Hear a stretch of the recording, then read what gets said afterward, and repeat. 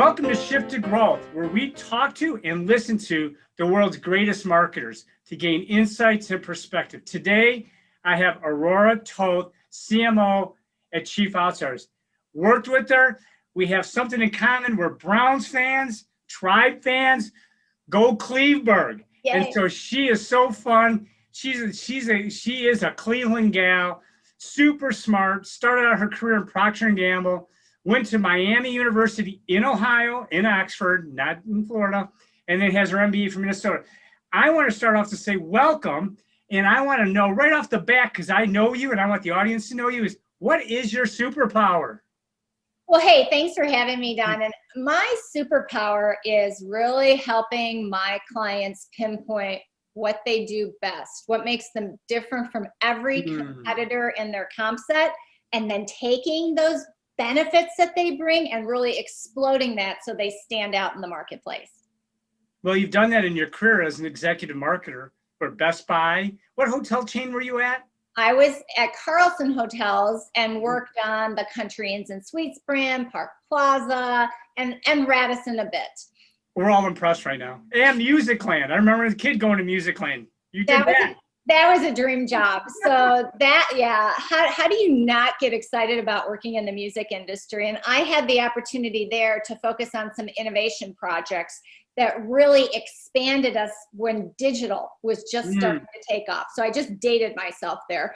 But seriously, it was so much fun coming up with new ways to get kids into the store and increase their dwell time in the store. And it was a great opportunity. But yeah, music's a pretty cool category. Hospitality is a pretty cool category too. And I remember if my dwell time at a record store was too long, I smelled like the records. Oh, you're funny. Well, we like that. So, hey, okay, every person I've had on this show, I ask them 3 questions.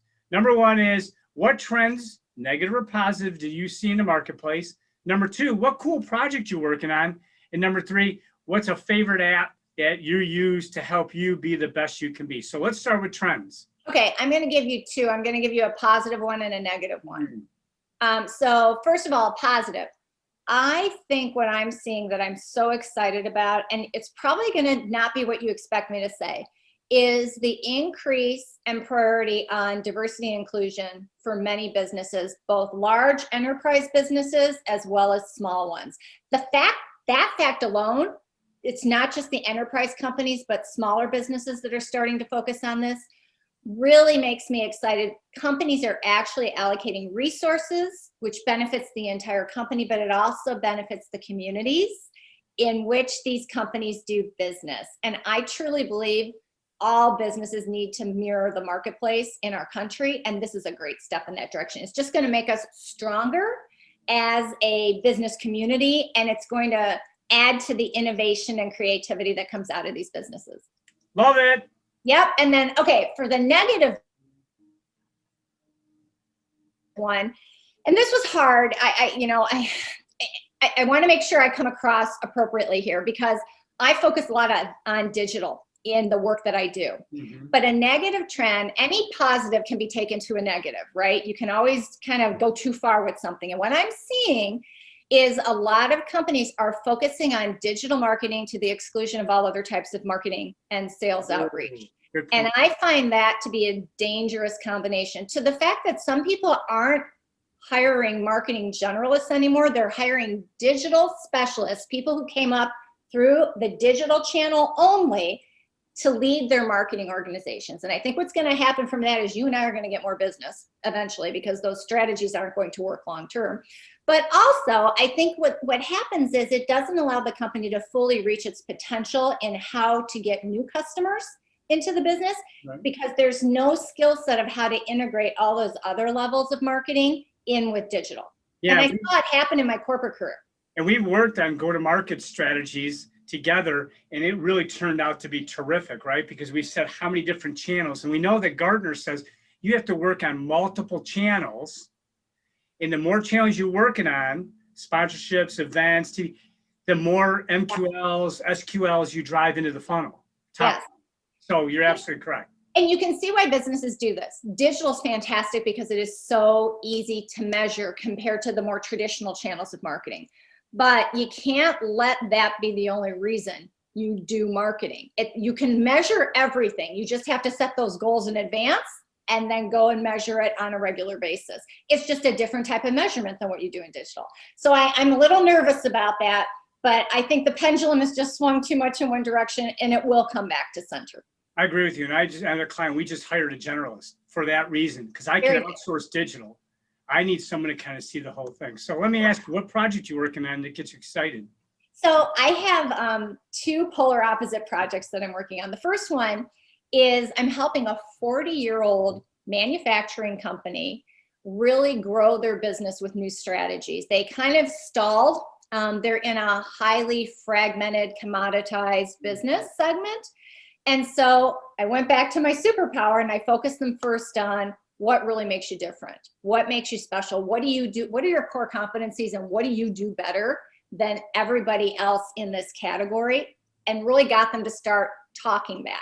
So it's one thing for me to talk about it in marketing channels, but I had to get the team talking about that because they weren't used to talking about themselves that way. They talked about the products they made. They didn't talk about what made their company unique. And then had to shift them from being all things to all potential prospects to really narrowing down to who their target customer is. What are those characteristics? What industries are they in? What are their pain points that we solve? All of those things. And then improving their digital marketing capabilities and tools, really bringing that in. They had a website. It was kind of acting like a billboard. Right. It really wasn't doing anything. So completely revamped the website. And now we're getting ready to do some e-commerce and adding that portal. And I'm very excited for them and for the business to grow in the future. And the other one I'm working on is I'm helping a startup really focus on their launch. So they have a great product. It bridges two categories, which is making it very difficult for them to figure out how to go to market. They have both B2B and B2C audiences for this product and a limited budget.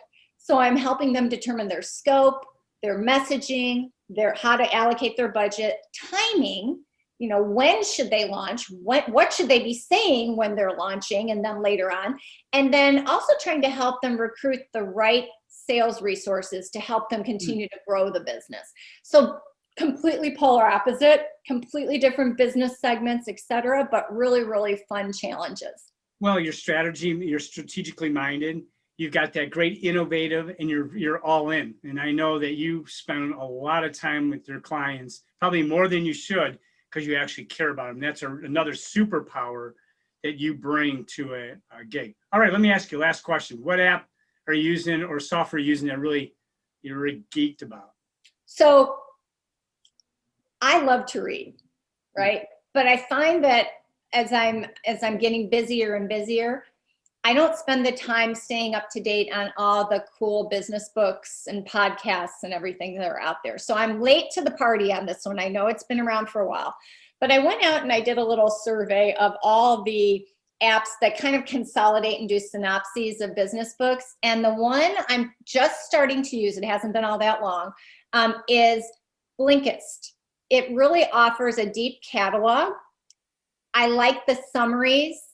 It takes like 15 minutes to read the summary of a business book. So that is motivating in and of itself because I probably wouldn't be reading that.